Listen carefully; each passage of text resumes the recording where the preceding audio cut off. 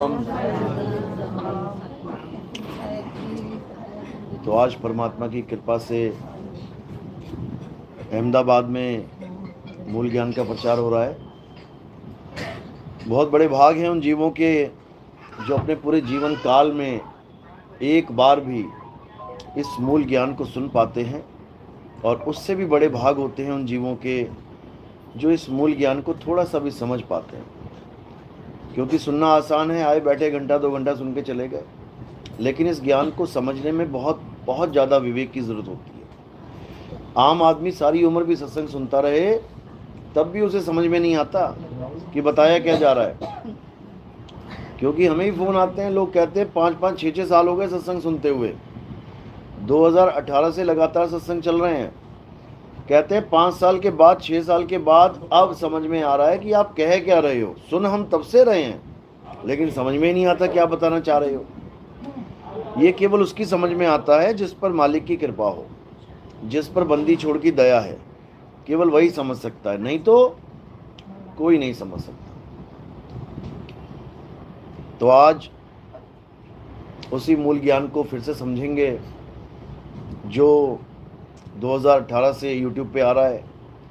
वैसे तो 2010 से मैं प्रचार कर रहा हूँ, आज 15वां साल लग गया, लेकिन क्योंकि बताया कि ये बहुत ज़्यादा विवेक की ज़रूरत पड़ती है, इसमें समझने के बाद भी लोग नहीं समझ पाते हैं। लेकिन मालिक की दया हो जाए तो एक एक बात समझ में आने लग जाती है।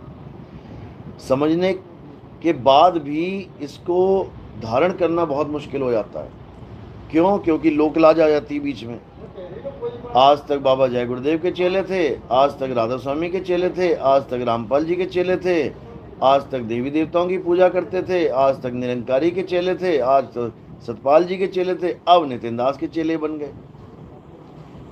ये बहुत बड़ी दुविधा हो जाती है लोगों के मन में कि कैसे इसका सामना करेंगे। लेकिन जिसको मुक्ति से मतलब है, जिसको जन्म मरण से खेल खत्म करने से मतलब है, वो ना देखता कि लोग क्या कहेंगे, वो ना देखता दुनिया क्या कहेगी। उसको तो वो चीज़ चाहिए जिसके लिए उसने जन्म लिया है। इसी प्रकार जो विवेकी हंस होते हैं वो कभी लोकलाज को सामने आने ही नहीं देते, अपने जीवन में एंट्री मारने ही नहीं देते। साहिब समझा रहे हैं, ये तो घर है प्रेम का, खाला का घर नहीं। ये मौसी का घर नहीं है कि यहाँ पर कोई भी उठ के आ जाएगा। आना कबीर पंथ में खाला का घर नहीं, आते हैं यहाँ सूरमा जिन्हें लोक लाज का डर नहीं। जिसको लोक लाज का कोई फर्क ही नहीं पड़ता। कई ऐसे लोग हैं जो 10-10, 12-12, 15-15 गुरु धारण करके बैठे हुए हैं, बदलते रहते हैं गुरु। लोग यहाँ तक कह देते हैं इसको तो कोई काम ही नहीं है, इसको इस दुनिया में आके कोई काम ही नहीं मिला, ये गुरु ही बदलता रहता है। बताओ कैसा आदमी है ये, एक गुरु पे टिकता ही नहीं है। बिल्कुल टिकेगा, टिकने के लिए ही गुरु धारण किया जाता है, लेकिन टिको वहां जहां सत्य हो। नहीं तो गुरु कई आएंगे और कई जाएंगे आपके जीवन में। जहां पर सत्य, जहां पर सच्चे शब्द का भेद आपको समझाया जा रहा है, वहां टिकना है। उससे पहले कई गुरु आएंगे मंत्र जंतर देने वाले। तो यही कबीर साहब समझा रहे हैं कि जब लग मिले नहीं शब्द वो सांचा, और तब लग गुरु करो 10 पांचा। बस इसकी को समझ लो, यहीं पे आपकी मुक्ति होगी जब शब्द सांचा आपको समझ में आ जाएगा। तो आज उसी सच्चे शब्द की महिमा गाएंगे, और सत्संग शुरू करने से पहले मालिक के नाम पे जयकारा लगाएंगे, और फिर सत्संग को आगे बढ़ाएंगे। बोलिए परमपिता परमात्मा की, सदगुरु बंदी छोड़ कबीर साहिब की, सदगुरु मदन पति साहिब की, सदगुरु दीवान जवाहर पति साहिब की, सदगुरु राम सेवक साहिब की, सदगुरु वैराग पति साहिब की, कलीनापुर धाम की, सभी संतों की, सभी भक्तों की, आज के आनंद की, सत्संग कराने वालों की, इनके माता पिता की, सकल हंस को बंदगी, साहेब बंदगी, सतनाम। बोलो साहेब जय साहब साहेब जय की जय। आ जाओ।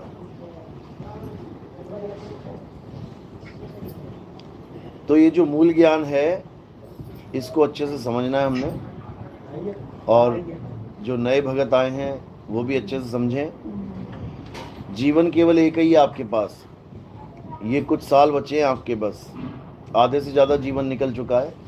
अब इन कुछ सालों में क्या करना है हमने?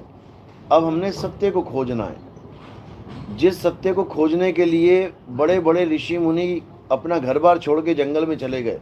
महात्मा बुद्ध जैसे देख लो, अपने पिता को, माता को, बीवी को, बच्चे को, सबको सोता हुआ छोड़ दिया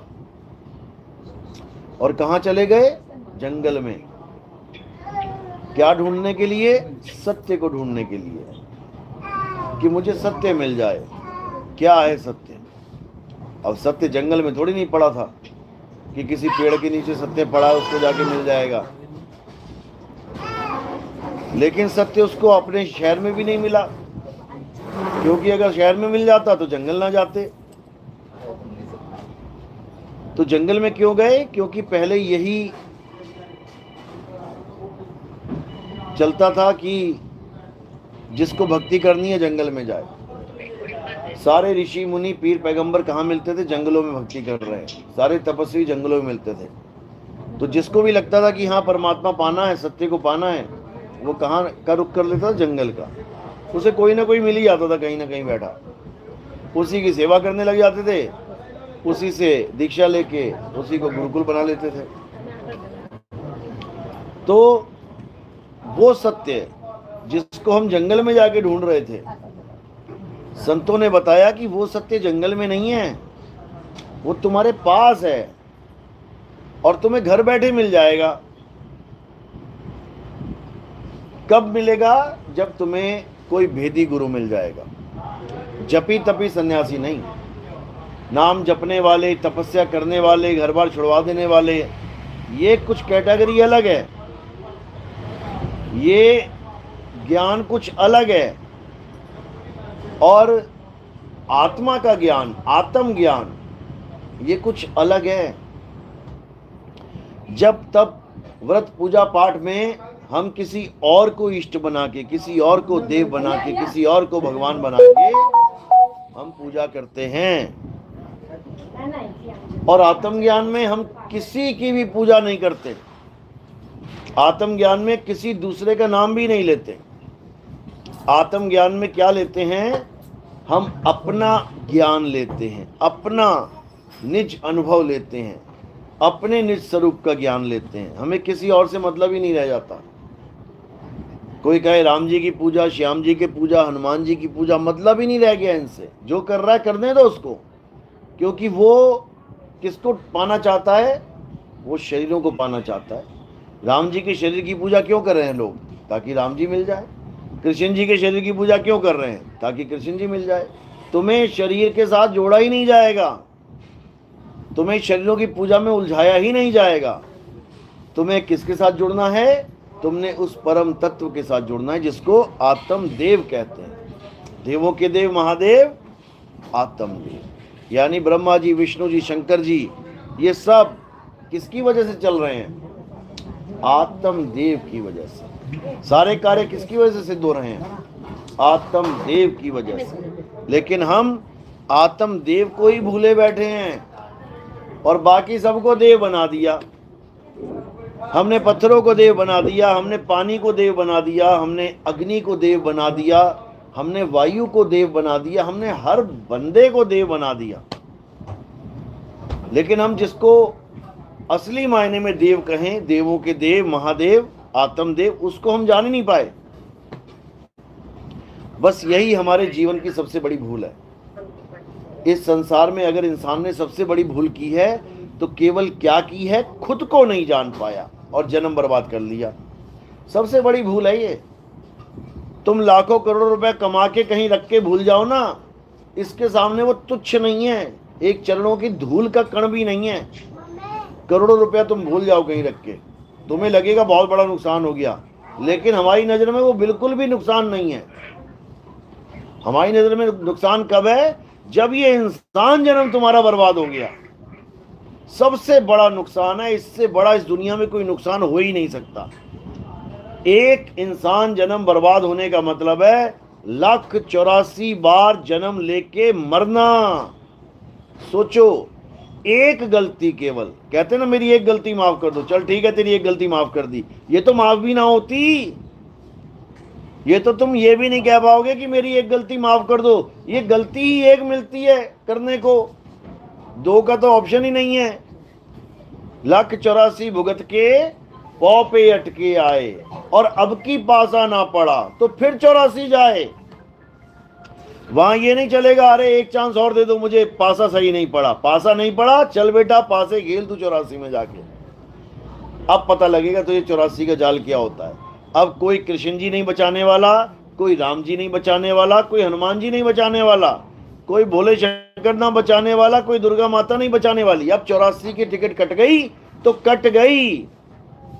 अब शंकर जी बैल बना के ऊपर तो बैठ लेंगे, लेकिन कहो कि नंदी को मुक्त कर दें, और मुक्ति उनके बस की बात नहीं है। गणेश जी बन के चूहे को साइड में तो रख लेंगे, चल भैया तू भी 2 लड्डू खा ले मेरे साथ, लेकिन कहो कि चूहे को मुक्ति मिल जाए गणेश जी के साथ रह के, तो नहीं मिलने वाली है। समझ लो, दुर्गा माता के पास चले गए, शेर बना के ऊपर तो बैठ जाएगी, लेकिन कहो इस शेर की मुक्ति करवा दो, तो भैया मुक्ति वाला काम नहीं है अब यहाँ पे, अब तो 84 वाला काम है। तो मुक्ति कब मिलती है? हे अर्जुन, ये जो मनुष्य जन्म है, इस मनुष्य जन्म का प्रधान उद्देश्य जन्म मरण से मुक्ति है। लेकिन दुख के साथ ये कहना पड़ता है कि जो कृष्ण जी के भगत हैं, एस्कॉन वाले ले लो, गौड़ मठ वाले ले लो, वो कहते हैं कि मुक्ति सबसे तुच्छ चीज है। वो मतलब उल्टी गंगा बहा रखी है उन्होंने। वो कहते हैं मुक्ति तो महाबकवास चीज है, असली चीज क्या है? कृष्ण जी के साथ आओ, जन्मों जन्मों को उनके साथ रहो, उनकी सेवा करो, उनके साथ ग्वाल गोपाल बन जाओ, खेलो खाओ चले जाओ। इसको वो अच्छा मान के बैठे हैं। सोचो, और कृष्ण जी क्या कह रहे हैं कि हे अर्जुन, जो अपनी आत्मा में रमण करते हैं, जो अपनी आत्मा में तृप्त हैं, जो अपनी आत्मा में संतुष्ट हैं, ये नहीं कह रहे जो मेरे साथ संतुष्ट हैं, जो मेरी सेवा करने में संतुष्ट हैं, जो मेरी सेवा करने में तृप्त हैं, ऐसा नहीं बोल रहे वो कह रहे हैं जो अपनी आत्मा में रमण करते हैं। अध्याय 3 17वां श्लोक पढ़ो। जो अपनी आत्मा में रमण करते हैं, जो अपनी आत्मा में तृप्त हैं, जो अपनी आत्मा में संतुष्ट हैं, उनके लिए कोई धार्मिक कर्म कर्तव्य लागू नहीं होता। वो मेरी एक बार भी पूजा ना करे। अभी कल सत्संग हुआ था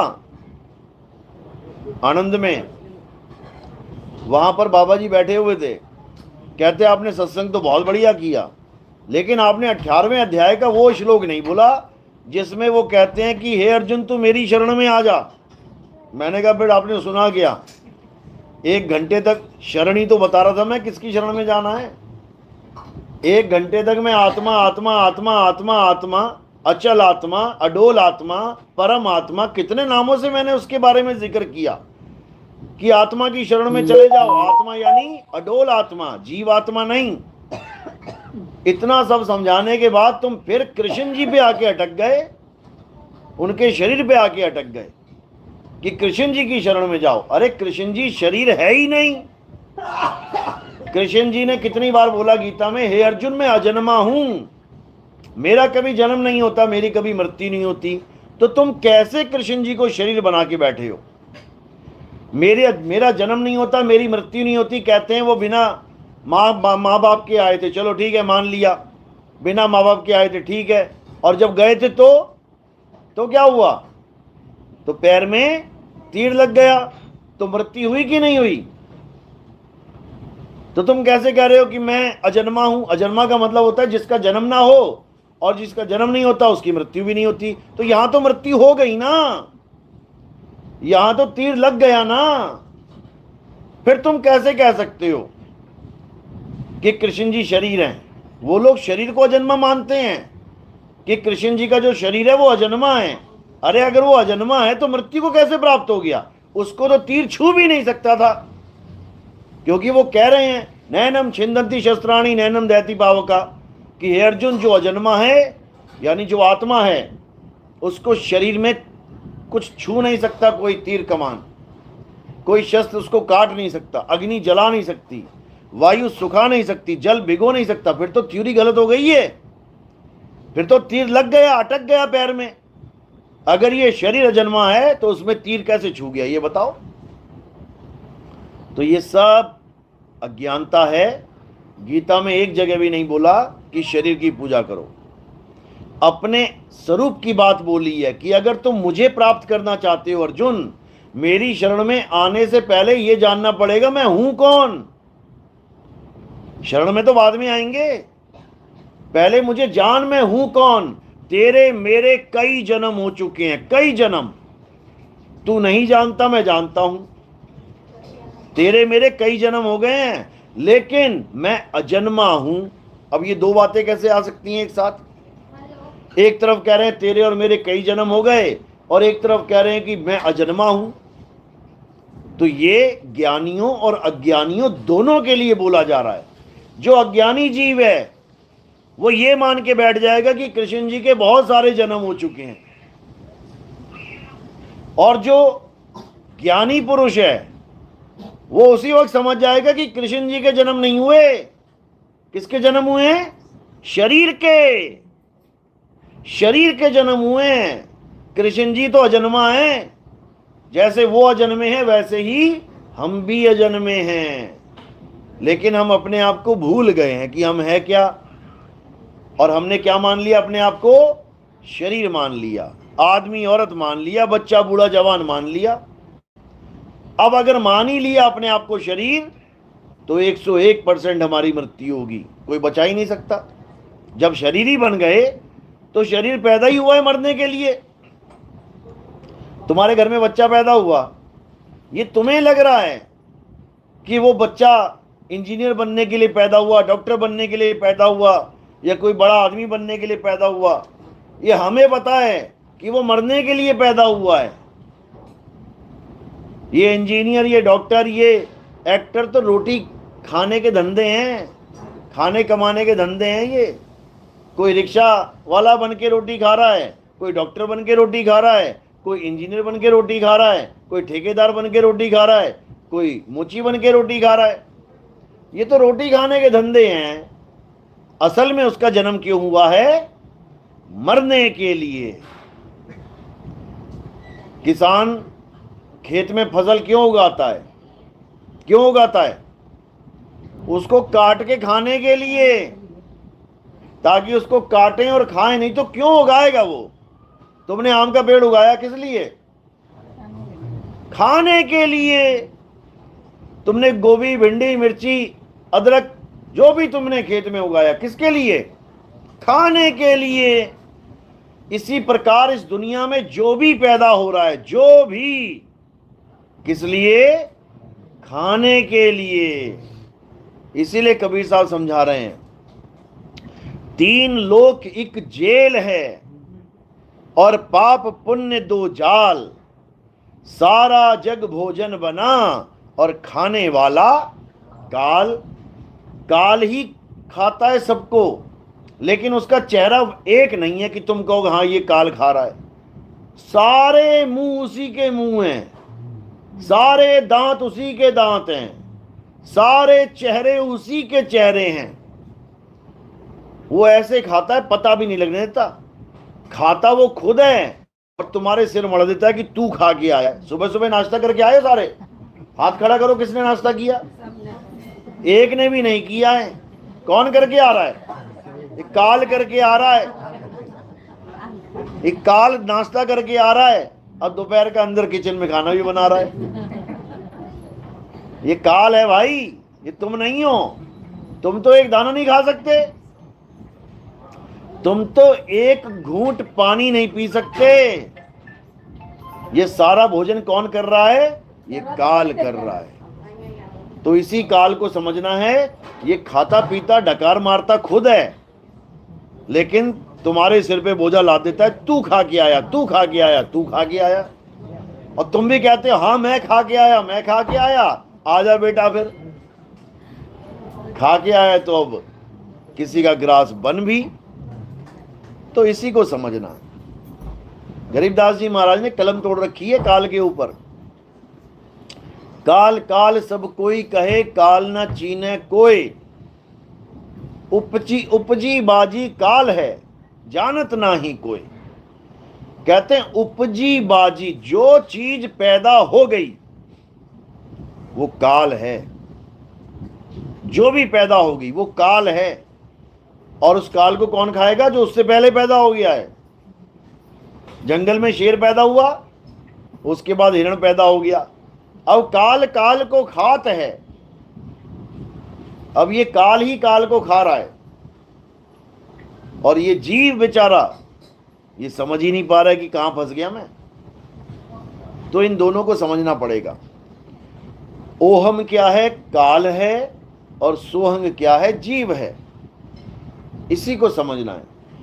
ओहम काया मर मरी जाए, और सोहंग फिर गोता खाए। बस इसी को समझना, ये तत्व ज्ञान है। और जब मंत्र ज्ञान में आ जाओगे तो ये ओहम और सोहम क्या बन जाता है? ये मंत्र बन जाता है। लोग तत्व को भूल जाते हैं कि ओम क्या है, सोहम क्या है, मंत्रों को पकड़ के बैठ जाते हैं। ओम सोहम जप रहे हैं, उसी को सतनाम बना दिया इन लोगों ने। तो ये बर्बाद कर दिया इन लोगों ने जीवन लोगों का। अब ये आबाद कैसे होगा? जब तुम तीनों तत्वों को जान जाओगे। तीनों तत्वों को कौन कौन से? एक ओहम, एक सोहम और एक सत्य कबीर। इसीलिए वाणियों में आता है ओहम सोहम सत्य कबीरा। तीनों का जिक्र आ जाता है। यानी गीता में भी आया है। गीता में कैसे आया है? शर पुरुष, अक्षर पुरुष, उत्तम पुरुष। अध्याय 15 में तीनों पुरुषों का जिक्र है। ये ओम सोम सत्य कबीरी है।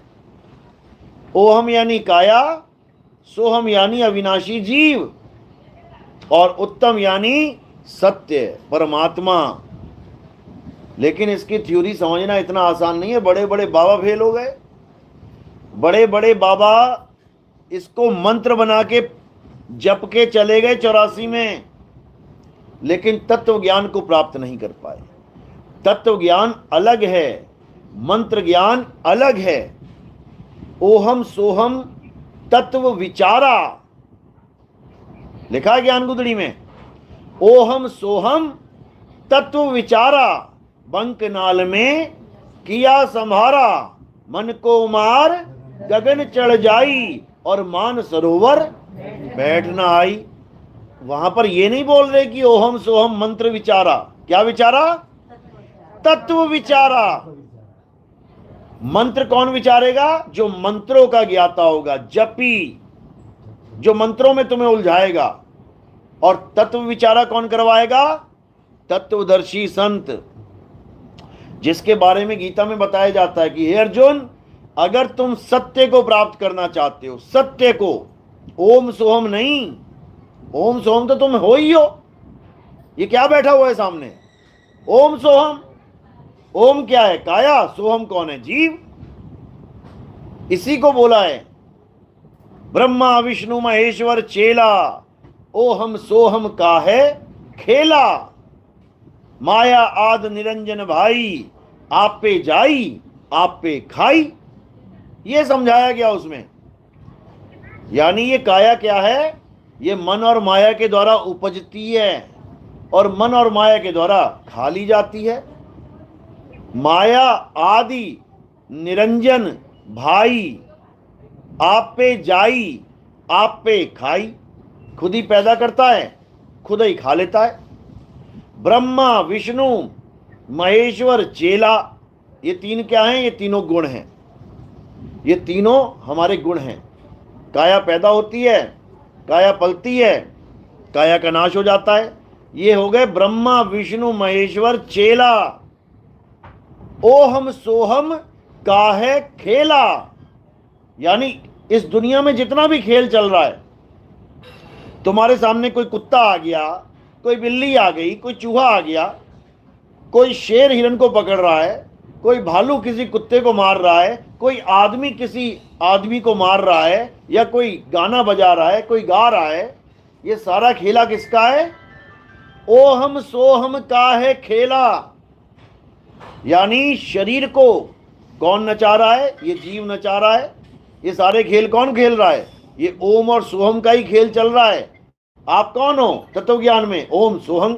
मैं कौन हूं? ओम सोहम। आप कौन हो? ओम सोहम। हम सब कौन है? ओम सोहम। ओम यानी हमारी काया, सोहंग यानी हमारा जीव। ओ हम काया मरी मरी जाए, सोहंग फिर गोता खाए। हम सबके शरीर मर जाएंगे और सोहंग जो जीव है वो गोता खाएगा 84 में। अब क्या करना है? ओहम सोहम तत्व विचारा। विचार लिया ना, क्या है ओहम क्या है सोहम। जपने की जरूरत नहीं है, जपने की जरूरत नहीं है, वो तुम पहले से ही हो। ओहम सोहम तत्व विचारा, बंक नाल में किया समारा, मन को मार गगन चढ़ जाई। अब यहां पर फिर दो तत्वों का भेद है। मन को मार गगन चढ़ जाई, यानी एक तत्व क्या है? मन भी एक तत्व है, इसको कैसे मारेंगे? और गगन चढ़ जाए, गगन पे चढ़ के क्या मिलेगा? वो भी एक तत्व है, उस तत्व को पाना है। वो ओम और सोहंग से ऊपर है। ओम क्या है? काया। जीव क्या है? सोहंग। तो मन क्या है? जो मन है वो ओम सोहंग के बीच में खेलता है, वो वही खिला रहा है दोनों को, समझ लो। यानी जीव को और शरीर को ये मन ही नचा रहा है। जो मन कर रहा है ये खेल चल रहा है। अब इसके ऊपर क्या है? मन को मार गगन चढ़ जाई, मान सरोवर पैठ नहाई। वहां पे तुम्हारा स्वरूप बदल जाएगा, यानी तुम्हें अपना असली स्वरूप मिलेगा। अभी तो नकली मान के बैठे हो, ये मान के बैठे हो, तुम हो नहीं। वहां पर जाके क्या होगा? वहां पर जाके जितना भी तुम मान के बैठे हो, मैं ये हूं, मैं ये हूं, मैं ये हूं, सब खत्म हो जाएगा। फिर ना तुम ये हो ना तुम वो हो। तुम क्या हो? तुम परम शुद्ध चैतन्य आत्म स्वरूप हो। वहां पे तुम्हें तुम्हारा स्वरूप ज्ञान मिल जाएगा। उसी स्वरूप ज्ञान को निहित तत्व ज्ञान कहते हैं। वो निहित तत्व है, पांचों तत्वों से परे छठा तत्व। इसीलिए कबीर साहब ने बोला, कहते जैया जन्म मुक्ता हता और तैया हता न कोई, छठी तुम्हारी है जगह और तू कहां चला भिगोए। यानी तू अपने छठे तत्व में विराजमान था, लेकिन ऐसी माया का खेल बुन दिया कि वापिस आ गया 5 में, उसी में उलझ पुलझ के मर जा रहा है। और ये सारा खेल कब खत्म होगा? जब तुम्हें स्वरूप ज्ञान देने वाला गुरु, तुम्हें स्वरूप का बोध कराने वाला गुरु तुम्हारे जीवन में आ जाएगा। तो कह रहे गुरुआ तो घर घर फिरे। कौन से वाले? ये मंत्र देने वाले। गुरुआ तो घर घर फिरे, कौड़ी केर 50, अपने रूप की खबर नहीं और शिष्य करण की आस। अपने रूप की खबर नहीं है उसे कि मेरा स्वरूप क्या है।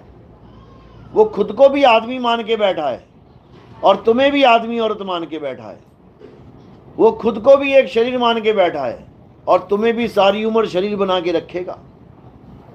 खुद को शक्ल बना के दीवार पे चिपकवा देगा, लगा देगा फोटो बढ़िया, और कहेगा इसकी आरती करो। तो किसकी आरती कर रहे हो? चेहरे की, शरीर की। और स्वरूप क्या है हमारा? आत्मा। यानी बिल्कुल उल्टा ज्ञान दे रहा है। जिस शरीर को कबीर साहब ने पिंजड़ा बोला, 5 तत्वों का पिंजड़ा, 10 द्वारे का पिंजड़ा, उस पिंजड़े की फोटो लगा के हमसे पिंजड़े की आरती करवा रहा है। वो तोता पिंजड़े को पूज रहा है और कह रहा है ये मेरा गुरु है, ये मेरा गुरु है। उसके बाद क्या होगा? तोता उसी पिंजड़े में फिट हो जाएगा जाके, क्योंकि जहां आशा वहां वासा। अगर पिंजरे को पूजोगे तो पिंजड़ा ही मिलेगा, और अपने स्वरूप को पूजोगे यानी आत्म देव को पूजोगे तो आत्म देव ही मिलेगा। इसीलिए गुरु ग्रंथ साहब में लिखा है आत्म देव पूजिए। ये नहीं लिखा है कि ग्रंथ को पूजिए, ये नहीं लिखा किसी शरीर को पूजिए। क्या लिखा है? आत्मदेव पूजिए। अरे आत्मदेव तो तब पूजेंगे, पहले पता तो लगे आत्मदेव है क्या, कि केवल नाम बोल दिया आत्मदेव हो गया काम। उसके बारे में जानना पड़ेगा। तो कैसे जानेंगे? जब आत्मज्ञानी गुरु आएगा, वो बताएगा तुम्हें तुम्हारी आत्मा का स्वरूप। कैसे बता पाएगा? क्योंकि उसने अपनी आत्मा को जान रखा होगा। मालिक की कृपा होगी, आत्मा को जानेगा, फिर मालिक की कृपा सहित आगे आत्मा का ज्ञान देगा। जल में मीन प्यासी, मोहे देखते आवे हासी, आत्म ज्ञान बिना नर भटके, कभी काबा कभी काशी।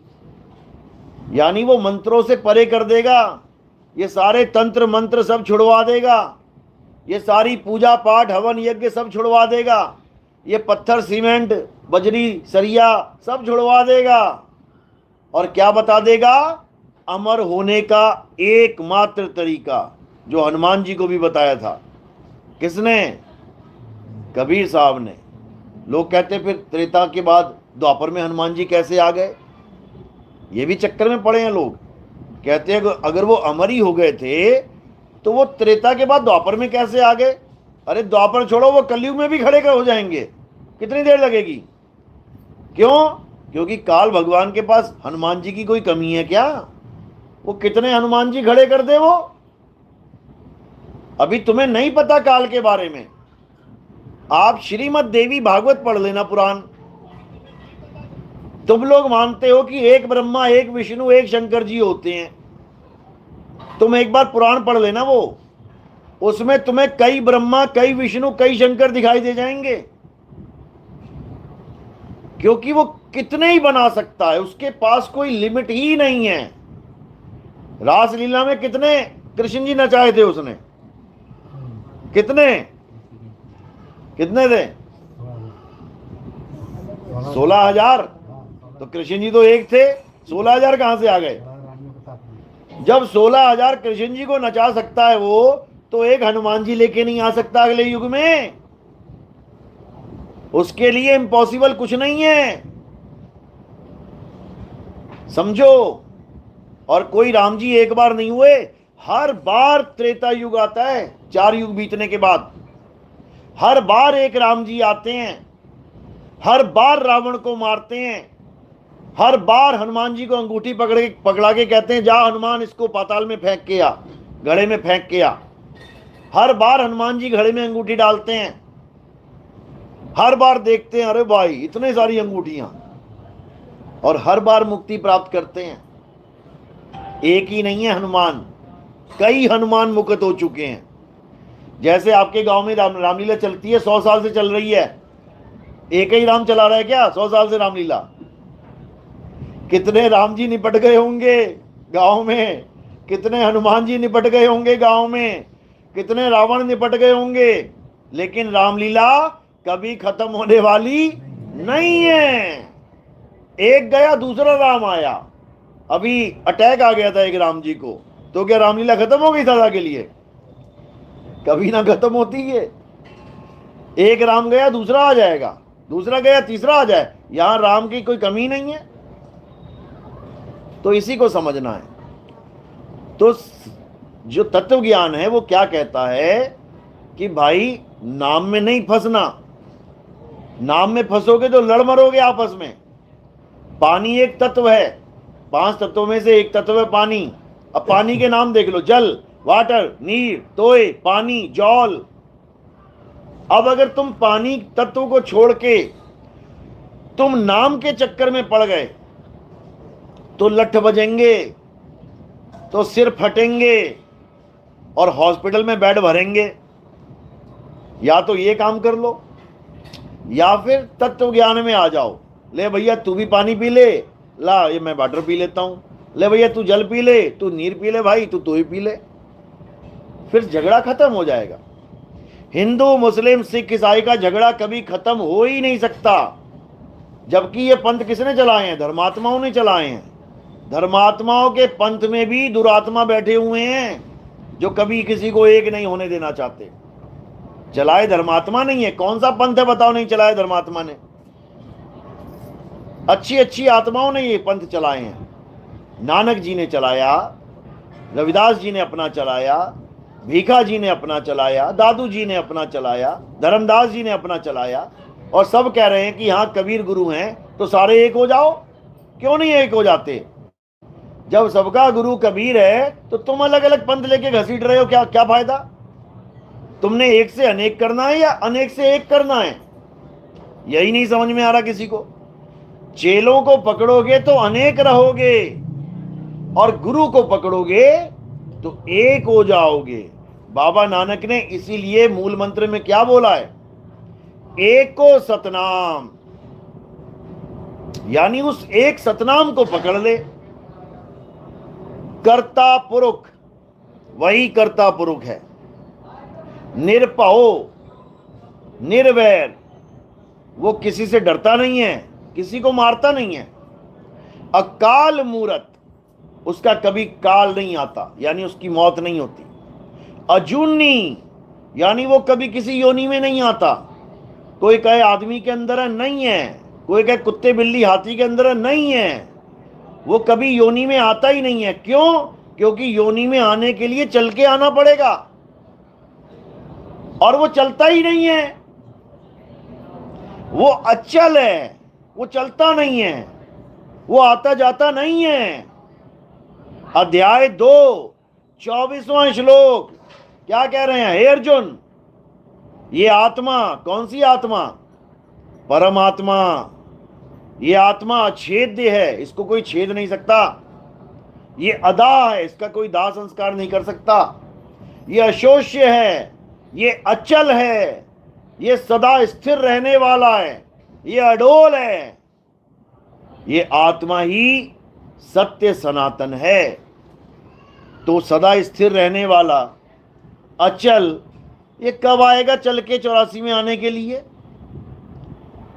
कौन आ रहा है शरीर में और कौन शरीर छोड़ के जा रहा है? जब इसको समझ जाओगे तो पता लग जाएगा ये कौन सी आत्मा है। ये जीव आत्मा है, इसको जीव बोला गया है।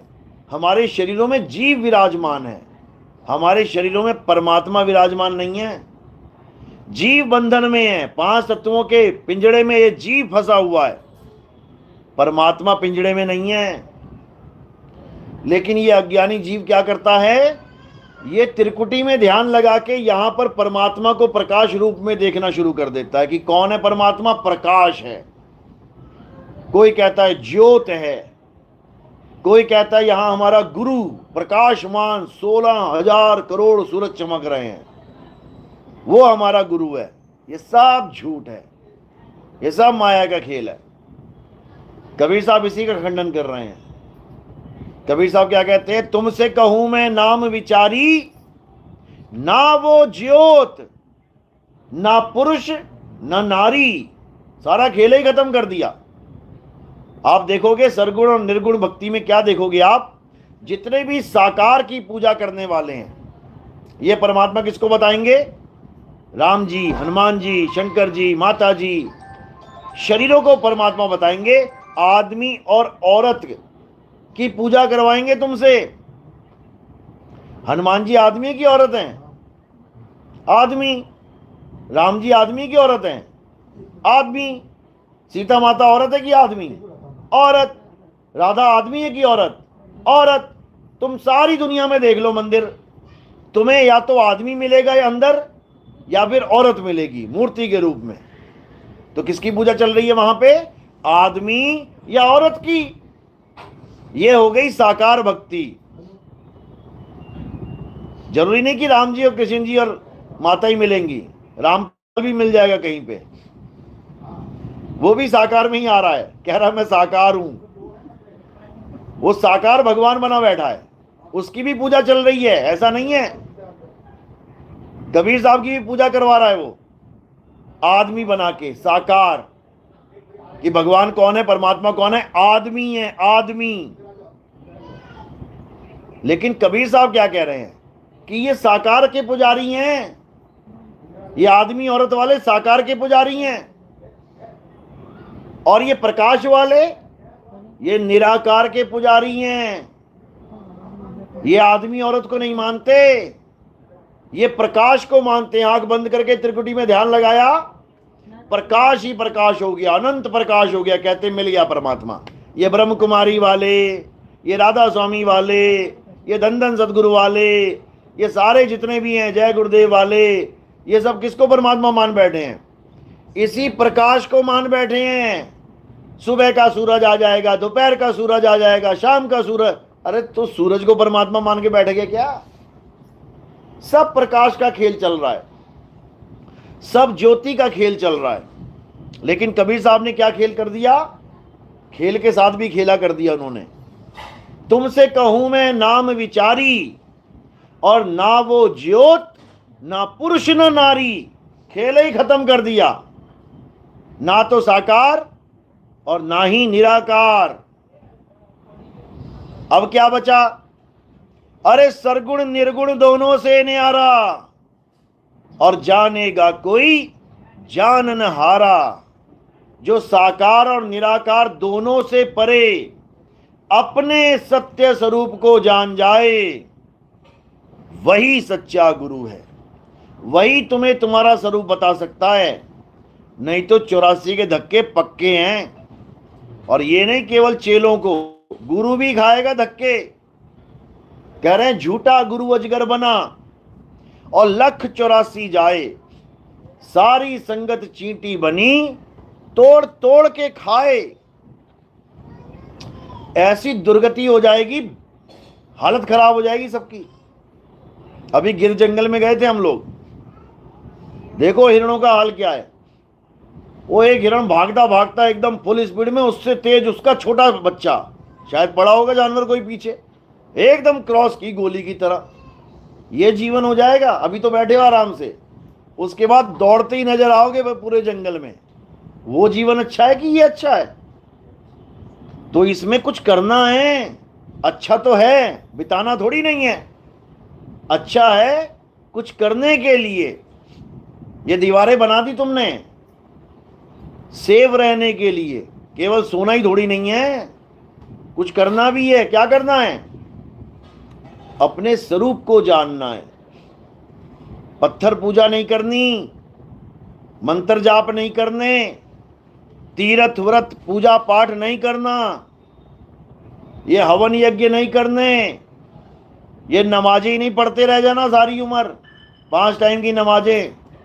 ये चर्च में प्रेयर ही करते मत रह जाना, घंटे बजाते रह जाओ, प्रेयर करते रह जाओ, कैंडल जलाते रह जाओ। क्या करना है? अपनी कैंडल जलानी है। अपो दीपो भवा, अपना दीपक स्वयं बन जाओ। अपना दीपक स्वयं कैसे बनेंगे? अपने आप को जान के। आत्मज्ञान का मतलब है अपने आप को जानो, किसी और की पूजा नहीं करनी। क्योंकि जो आत्म वर्ड है, आत्म, ये हमारी तरफ इशारा करता है। आत्म, मेरा। जब हम कहते हैं मेरा, कोई भी सामान में मेरा लगा दोगे तो किसका हो जाएगा? वो पड़ोसी का। मेरा मतलब मेरा। मेरा नाम बना इसीलिए है ताकि वो चीज तुम्हारी दिखाई दे, किसी और की नहीं। इसी मेरा को आत्म कहते हैं। आत्म, मेरी कहानी, आत्म कथा, मेरे द्वारा ही मृत्यु, आत्महत्या, मेरे द्वारा ही रक्षा, आत्म रक्षा, मेरे द्वारा ही कल्याण, आत्म कल्याण। मैं अपने पे ही निर्भर रहूं, आत्मनिर्भर। बताओ उसमें दूसरे का नाम आया क्या एक बार भी? नहीं आएगा, क्योंकि ये ज्ञान भी मेरा ही है। आत्मज्ञान, किसी और का नहीं। मुझे मेरा ज्ञान प्राप्त करना है। अपो दीपो भवा, अपना दीपक स्वयं बन जाओ, यानी अपना ज्ञान स्वयं प्राप्त करो, अपने आप को स्वयं प्रकाशित करो। किसी और के चक्कर में नहीं पड़ना है, नहीं तो घन चक्कर बन जाओगे। तो अब क्या करना है? अब हमने गुरु की शरण में जाके। कौन से गुरु की? जो तत्वदर्शी संत हो, मंत्रदर्शी संत नहीं। मंत्र वाले को टाटा बाय बाय कर देना है जितनी जल्दी हो सके, नहीं तो हालत खराब हो जाएगी। तो कह रहे हैं तंत्र मंत्र सब झूठ है, इनमें ना उलझे कोई। और सार शब्द यानी मेरा स्वरूप, क्योंकि हमारा स्वरूप क्या है? शब्द है हमारा स्वरूप। कबीर साहब का क्या स्वरूप है? शब्द है कबीर साहब का स्वरूप। मदन साहिब समझा रहे हैं, शब्द स्वरूपी ज्ञानमय, दया सिंधु मत धीर, और मदन सकल घट पूर्ण है, करता सत्य कबीर। यही गरीबदास जी समझा रहे हैं। गरीब पुरुष कबीर ने देह धरा नहीं कोय, शब्द स्वरूपी रूप हैं, और घट घट बोले सोए। यानी कबीर कोई देह नहीं है, देह तो उन्होंने धारण की है। किस कारण? हमारे कल्याण के लिए। उनको देह की जरूरत नहीं है। तरवर सरवर संत जन, और चौथे बरसे मेघ, परमारथ के कारणे इन चाराधारी देह। परमारथ के कारणे उनको जरूरत नहीं थी, लेकिन दूसरों को बचाने के लिए, दूसरों को समझाने के लिए वो इस देह को धारण करके आए, जिसको इंसानी चोला कहते हैं। और मां बाप के गर्भ में से नहीं लिया ये चोला, हमारी तुम्हारी तरह। कहते हैं तेज पुंज की देह धर आए, और काया कबीर कहाए। तेज पुंज की देह, जैसे इंद्रधनुष होता है। इंद्रधनुष में कई लोग कहते हैं अरे कबीर साहब ने देह धारण नहीं करी, कबीर साहब का प्रकाश का शरीर था, तो ये भूरे और काले बाल, ये आंखें कैसे दिखाई दे रही थी, रंग कैसे हो गया? उन मूर्खों को इतना भी नहीं पता कि सारे रंग प्रकाश में से निकलते हैं। एक ही प्रकाश के 7 रंग तुम्हें इंद्रधनुष दिखाई देता है ना आसमान में, देखा किसी ने? 7 रंग कैसे दिखाई दे रहे हैं तुम्हें? प्रकाश तो एक ही है। एक ही प्रकाश से 7 रंग बन गए। तुम्हारी बॉडी में कितने रंग हैं? कितने रंग की बॉडी है तुम्हारी? आंखें सफेद होंगी, पुतलियां काली होंगी, शक्ल भूरी होगी, बाल सफेद हो जाएंगे। सफेद फिर वही आंखों वाला हो गया।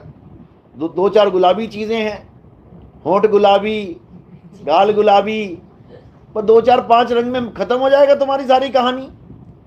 जब वो एक प्रकाश 7 रंग में खेल खेल रहा है, तो यहां पर अनंतों रंग बना दे।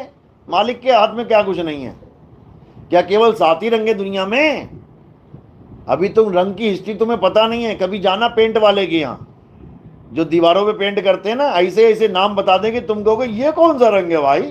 रंगों में रंग मिला मिला के वो रंग बना देते हैं। तो ऐसे ही बहुत से रंग हैं, तुम नाम धर के तो रखो एक बार, तुम्हारे नाम खत्म हो जाएंगे, रंग खत्म नहीं होंगे।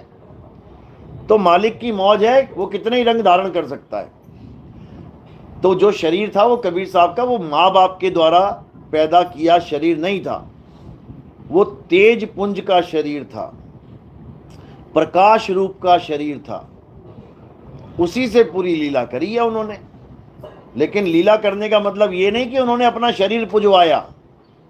शरीर धारण करके उन्होंने शरीर छुड़वाया। वो कहते रहे तू नारी नहीं, तू पुरुष नहीं, तू आत्मा है। अपने आप को आत्मा करके जानो। शरीर क्या है? 10 द्वारे का पिंजरा। 10 द्वारे का पिंजरा, तामे बोले पौन, रहीबे को अचरज है, उड़े सो अचरज कौन। कहते हैं जितने भगवान तुम सोच रहे हो ना, राम जी खड़े हैं, हनुमान जी खड़े हैं, शंकर जी, ये पिंजड़े खड़े हैं, पिंजड़े, ये जेल हैं। ये सारे पिंजड़े क्या हैं? जेल हैं। 5, 25, 3 का पिंजड़ा, वाह में तुमको राखे हो, और तुमको बिसर गई सुध घर की। एक तो यही घर बना दिया उसने पिंजड़े वाला। तोते का घर क्या होता है? या तो पिंजड़ा होगा, या फिर वो आसमान में उड़ेगा, आसमान उसका घर है। दो ही घर हैं, या तो जेल में बैठोगे तुम, या तुम अपने घर में पहले बैठे हुए थे, पुलिस वाले आगे पकड़ के जेल में ले गए। दो ही घर हैं, या तो बाप का घर या यमराज का घर। यमराज के घर में बैठे हुए हो, बाप के घर का एड्रेस मिल नहीं रहा है। दो ही घर है, दो ही घर है। तो जो यमराज का घर है वो कच्चा घर है, ये है यमराज का घर। और जो बाप का घर है वो पक्का घर है, वहां पे यमराज की दाल नहीं गलती। वहां काल भगवान का खेल नहीं है, वहां मौत नाम की कोई चीज नहीं है। और रामपाल जी जैसे लोग क्या कहते हैं कि नहीं, काल भी अंडे में से पैदा हुआ, कहां, सतलोक में। अरे सतलोक में जन्म मरण होता ही नहीं है, अंडे में से कहां से आ गया काल भगवान? किसने दिया अंडा? भगवान ने अंडा दिया था क्या? तो ये सब एक खेल खिलौने हैं, ये सब समझाने के तरीके हैं, उस परम तत्व को समझाने के तरीके हैं। ये बताया गया कि काल भगवान पैदा हो रहा है यानी नासवान है, लेकिन तू अविनाशी है। ईश्वर अंश जीव अविनाशी। काल भगवान अंडे में से पैदा हुआ, तुम कैसे पैदा हो गए? तुम क्यों नहीं अंडे में से पैदा हुए? तुम्हारे बारे में भी लिख देते ही काल भगवान से पहले तुम लोग अंडे में से पैदा हुए। काल स्पेशल अंडे में से आ रहा है।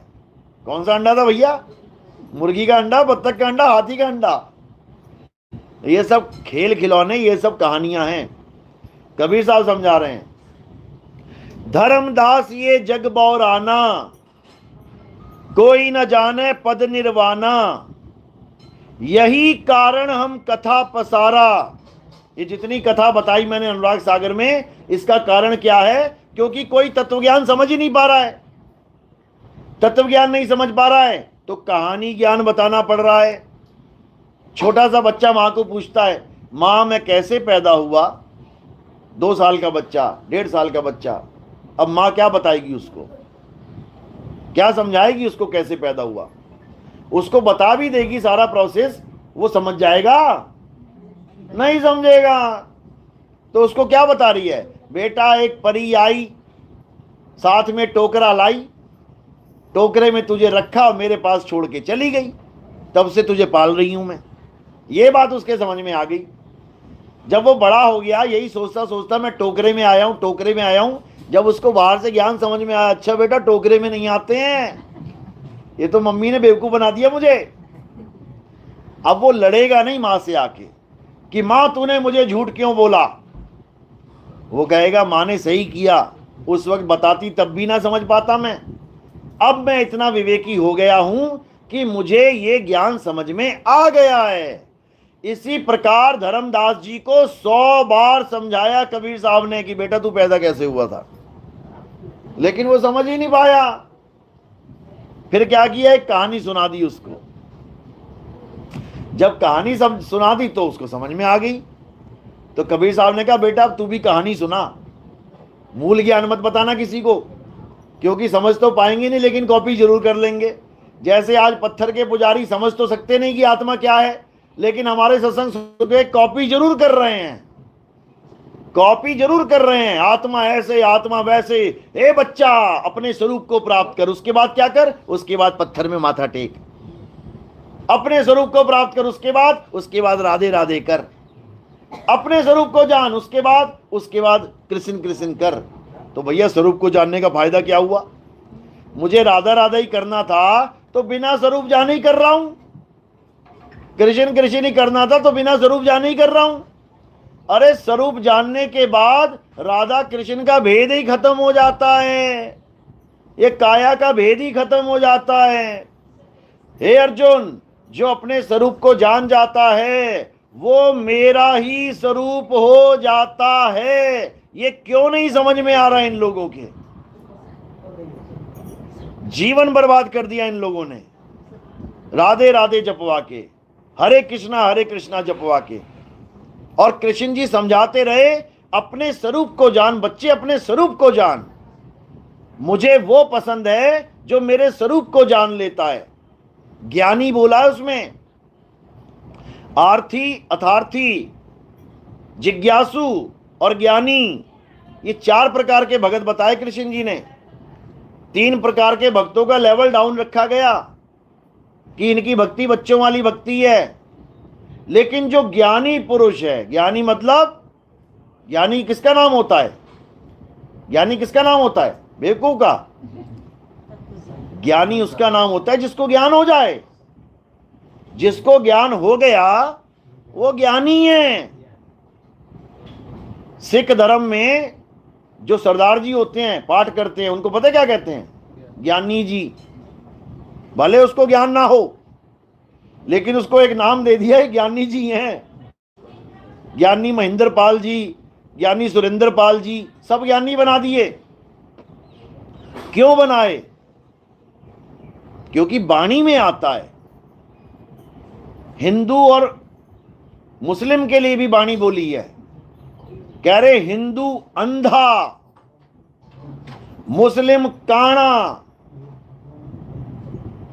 दोनों से ज्ञानी सियाना। उसमें लिखा है हिंदू तो अंधा है। अब हिंदू अंधा क्यों है भैया? कितने लोग हैं हिंदू? यहां पे सारे हिंदू ही हैं, सब अंधे हो तुम लोग?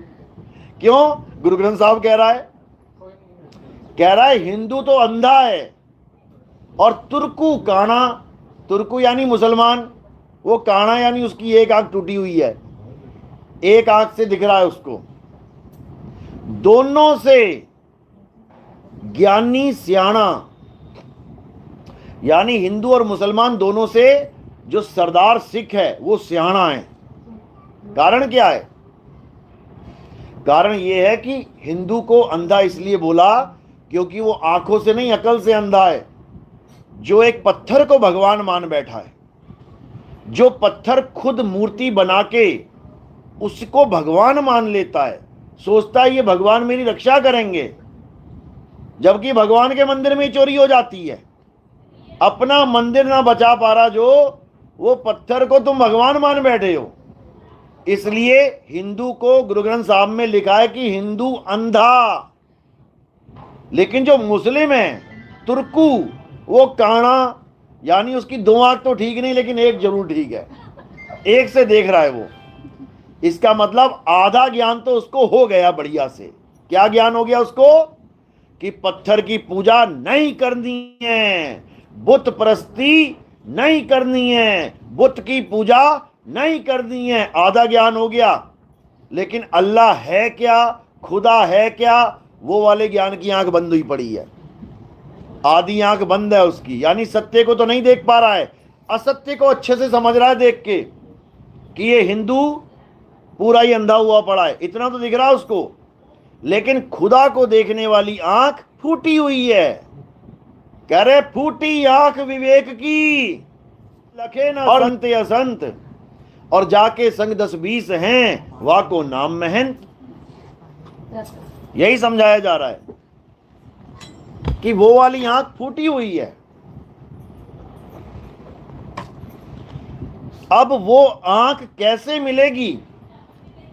यह भी लिखा हुआ है गुरु ग्रंथ साहब में, गीता में भी लिखा हुआ है।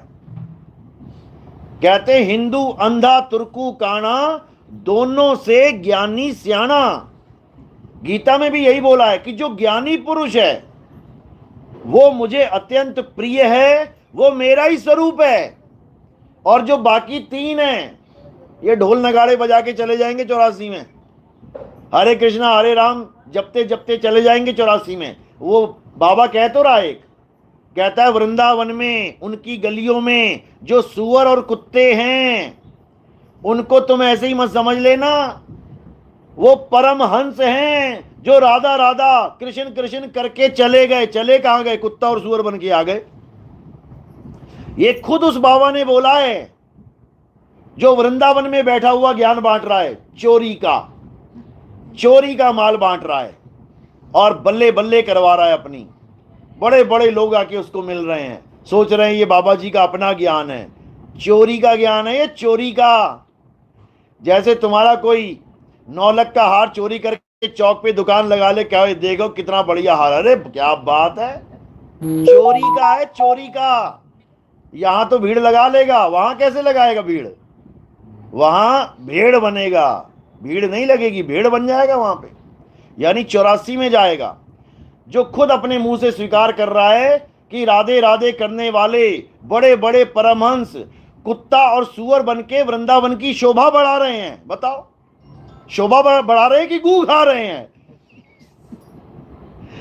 भाई सुअर क्या खाता है? जो तुम लैट्रिन करते हो वो खाता है।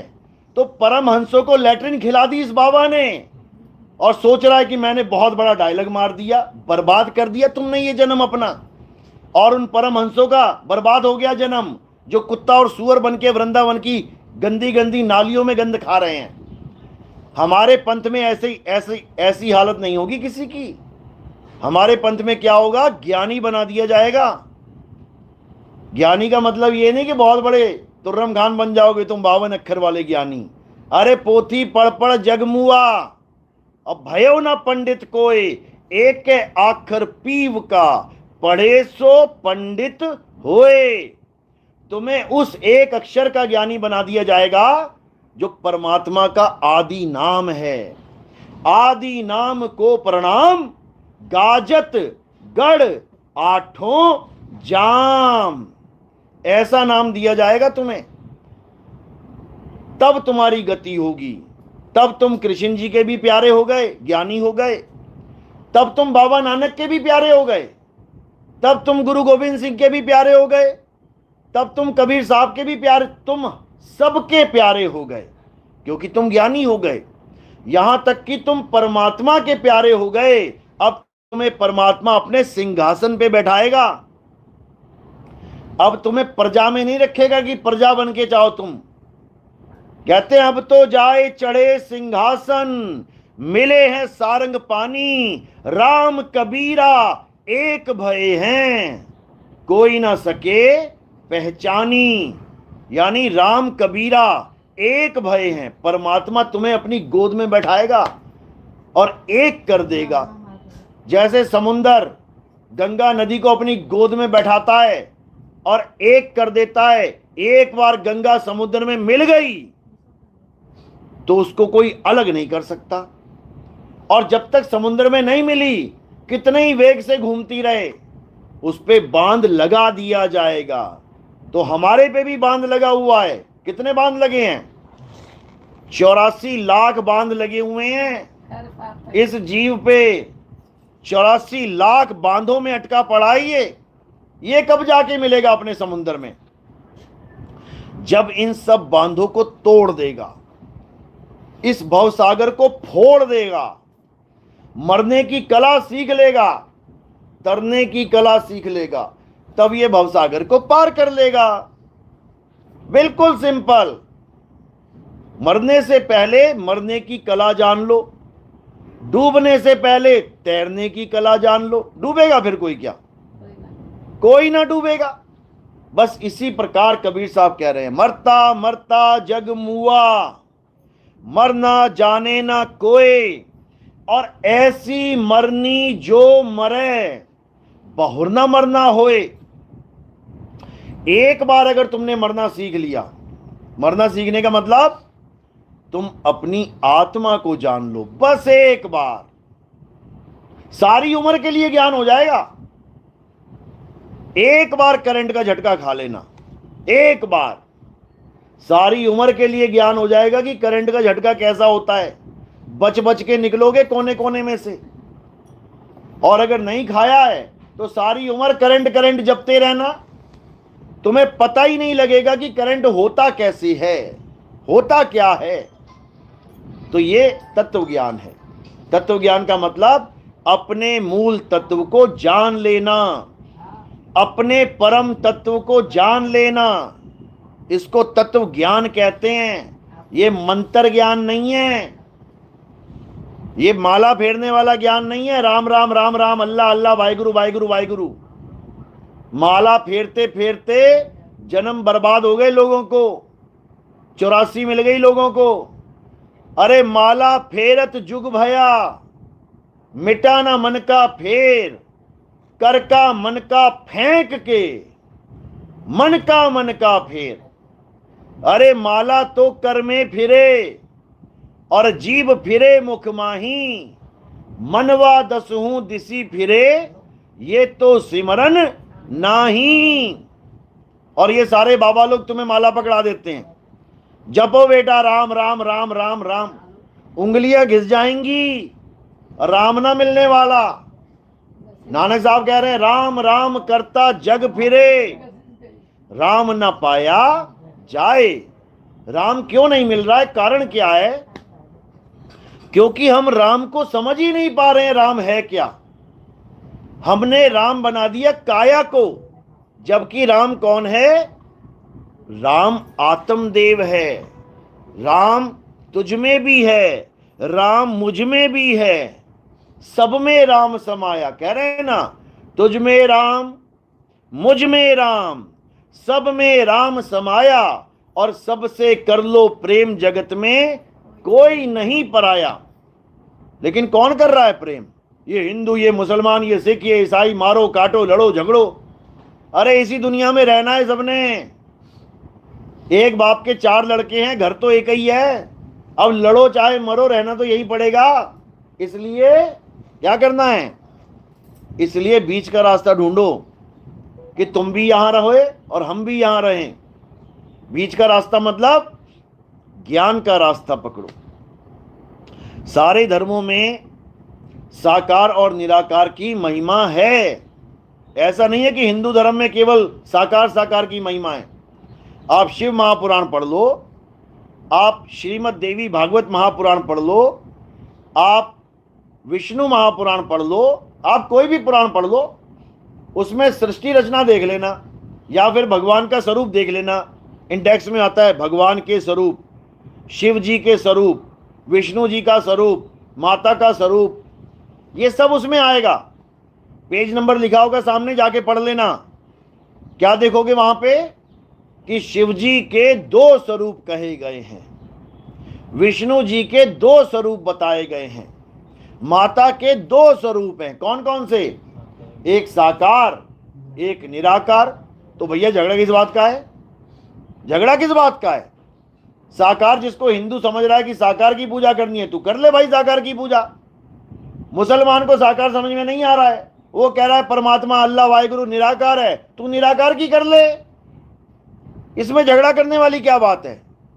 किसी को आइसक्रीम पिघला के खाने में मजा आता है, और किसी को आइसक्रीम बर्फ बना के चबाने में मजा आता है। अरे स्वाद तो एक ही है, स्वाद तो एक ही है।